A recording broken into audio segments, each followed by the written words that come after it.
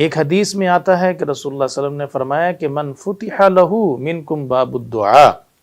فتحت لہو ابواب الرحمہ، فرمایا کہ جو دعا کے دروازے کو کھولتا ہے، یعنی کہ کثرت سے دعا کرتا ہے،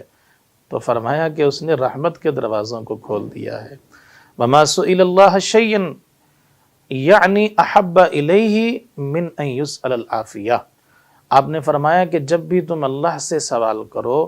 تو رسول اللہ صلی اللہ علیہ وسلم کی وصیت ہے، فرمایا کہ اللہ سے عافیت مانگا کرو۔ عافیت بہت بڑی نعمت ہے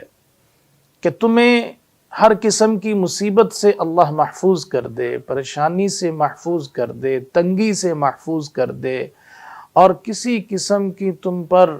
شیطانی وسوسے جو ہیں وہ نہ تم پر حملہ کریں، ان سے اللہ تمہیں محفوظ کر دے۔ فرمایا یہ عافیت جو ہے یہ بہت بڑی دعا ہے، اور جب بھی اللہ سے دعا کی جائے تو فرمایا کہ عافیت کی دعا کی جائے۔